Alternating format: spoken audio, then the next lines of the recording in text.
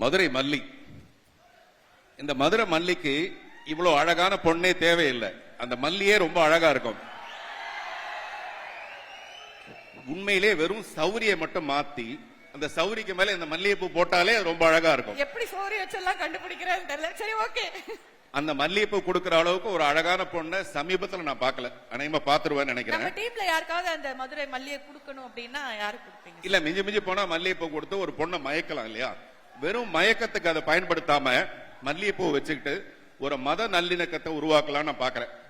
அந்த மத நல்லிணக்கம் இங்க மதுரையிலே இருக்கு. இங்க இருந்து கரெக்டா 2.93 கிலோமீட்டர்ஸ்ல வண்டியூர்னு ஒரு ஊர் இருக்கு. அங்க ஒரு பெருமாள் கோயில் இருக்கு. அந்த பெருமாள் கோயில்ல உள்ள துலுக்க நாச்சியான்னு சொல்லிட்டு ஒரு அம்மன் இருக்கு.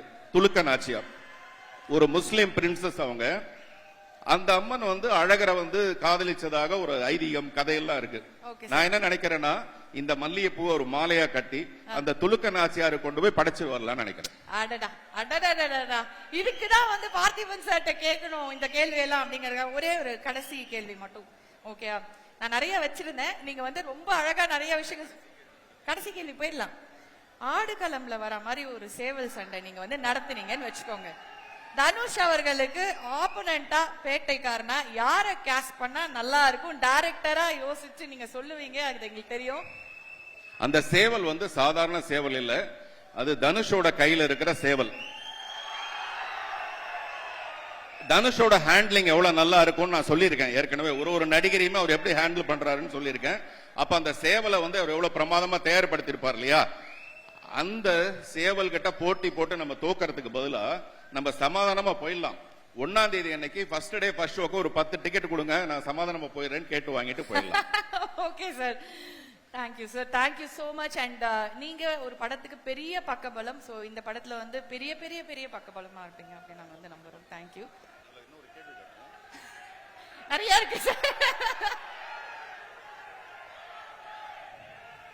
மீனாட்சி அம்மன் கோயிலுக்கு யாரை கூட்டிட்டு போவீங்க அப்படின்னு கேட்டிருக்காங்க சார். அதுல என்ன வேணா கூட்டு போயிடுங்க, நான் இன்னும் பாக்கல.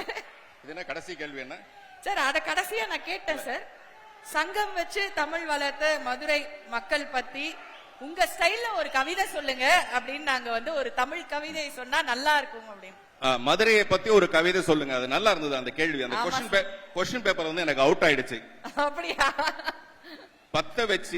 பத்த வச்சதால கண்ணகி மதுரையை அழிச்சு பேர் வாங்குறத விட பாசம் வச்சதுனால இந்த மதுரைக்கார பசங்களை அடிச்சுக்கிறதுக்கு ஆளே இல்லை.